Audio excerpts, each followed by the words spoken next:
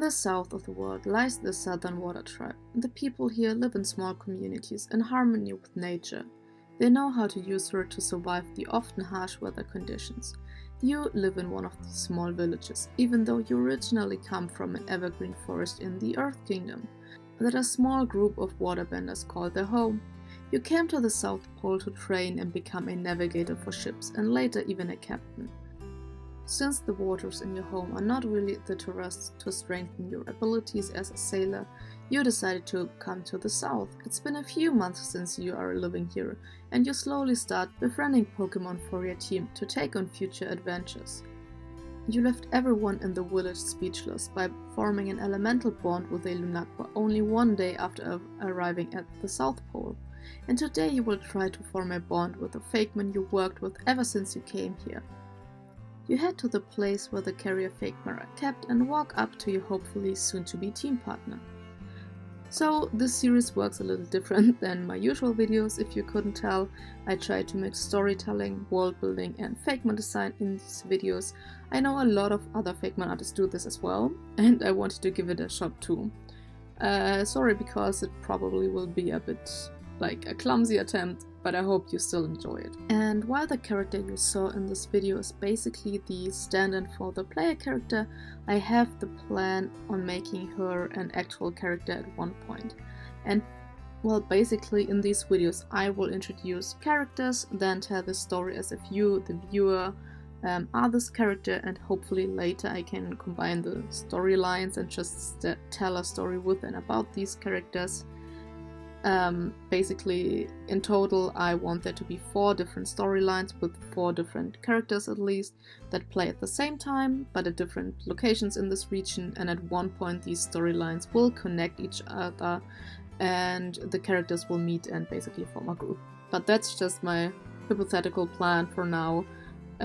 We will see how this goes. Back to Fakemon.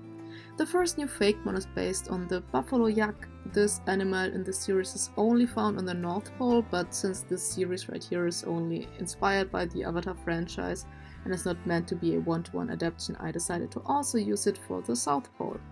They are used both to carry various goods and of course in battles.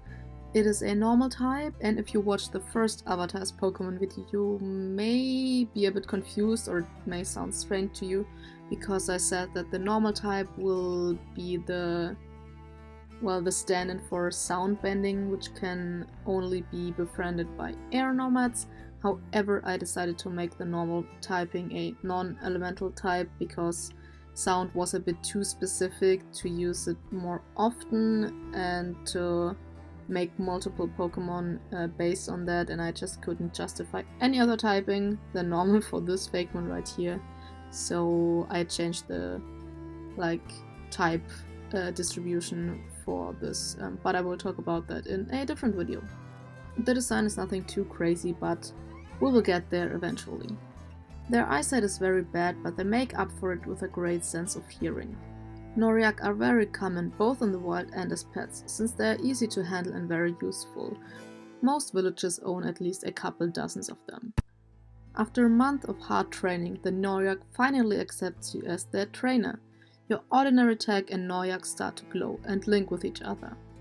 Once the light fades, Noriak can now be summoned from and called back into the tag. So if you need to be stealthy, leave less tracks, or are in a situation that is dangerous for your Fakemon, you can call it back. With this Fakemon added to your team, you have 3 traveling buddies. The first Fakemon you caught here, the water type Lunaqua, and the newly caught normal type Noriak. And there seems to be a third Fakemon in the party as well that we will explore soon. Noriak still seems to be very energetic and likes to spend time with you, so you run a few rounds with it until it gets dark. You decide you trained enough and walk back to your tent. Before entering your tent, you hear a buzzing noise from inside. You open the curtain and see a familiar silhouette hovering up and down, slowly approaching the fire and quickly moving away again. So this one was a lot of fun to come up with. This Fakemon cannot be naturally found on the South Pole at all. It is from your home, the Evergreen Forest, and actually the very first Fakemon that you caught. This little guy is not used to the cold weather, that's why it cannot accompany you outside and has to stay inside the tent while you are outside working. Originally, my plan for the series was a little different, and I basically wanted to make videos like early bug Fakemon inspired by Avatar or pseudo-legendary inspired by Avatar, and then create one Fakemon of each category for each nation. And I'm still gonna create these Fakemon, or already have created them, just in a different format. I was struggling a bit, especially with the air nomads, and I figured that these videos could become a bit boring or overdone if I make too many of them. So this Fakemon here was supposed to be the Route 1 bug for the water tribe, or the water benders basically. The North and South Pole in real life don't really have bugs, and in the Avatar universe neither, because it's cold and insects can't really live there. Besides probably crabs. Are crabs insects? No, they're probably related to spiders. Are they related to spiders? Whatever. Swarms are full of insects, like mosquitoes and stuff like that, and in the Avatar franchise there are the swamp benders, so I thought, hey, that's fitting. I wanted to do something really colorful with this one, and the image of these orchids came into my mind that looked like birds, which is pretty cool. So even though this Fakemon is obviously not inspired by a bird, I thought it would be cool to fuse the two ideas and make this trippy orchid-looking mosquito. Orchidea are very common in warm places with high humidity. They are mostly found in the Earth Kingdom. They are pure bug types but probably won't stay monotype forever. Their movements are very fast and abrupt, making them annoying opponents to deal with. Orchidea seems to be very happy about your arrival. It instantly flies across the tent to greet you after being gone for hours. You greet Orchidea as well, and after finishing a meal, you introduce it and Lunaqua to your new team partner. Orchidea seems to be skeptical at first, but all three seem to get along eventually. You go to bed relatively early, since you also want to get up early to go back to training and eventually catch more Fakemon. The night goes by quickly. You grab your tags and head outside of the village to go to your sailing practice spot. It usually is not a long walk, but you decide to use a different route since you hope to see new Fakemon to add to your team, but you can't find anything for quite some while. But there are a few suspicious looking piles of snow laying around, or your eyes are playing tricks on you. Nope, as soon as you try to inspect one, it starts to crumble and attack you. So, I know this one looks really ugly at first, but please give it a try. This is some sort of early route rodent, but it won't be a normal type like usual, because we already had one in this episode. This Fakemon is based on the very unspectacular white hamster.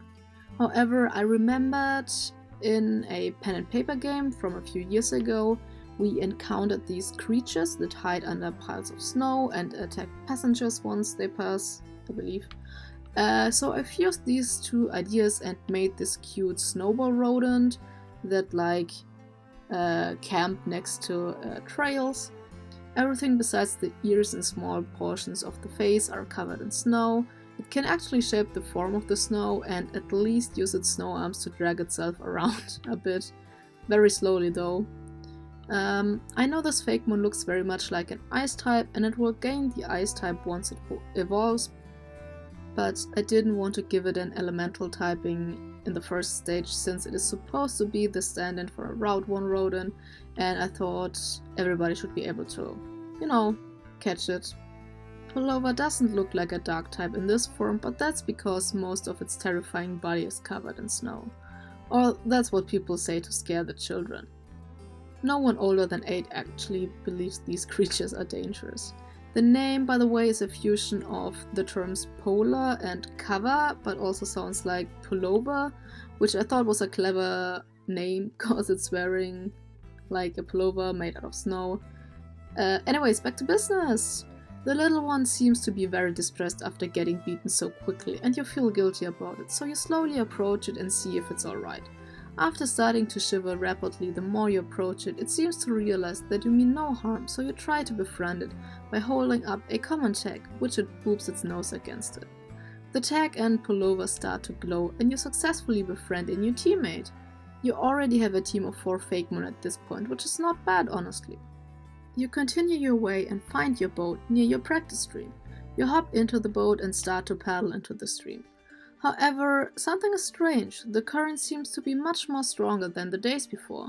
Before you could adjust the course, you start to get knocked around in your boat, and out of the corner of your eye, you see silhouettes. coming towards you.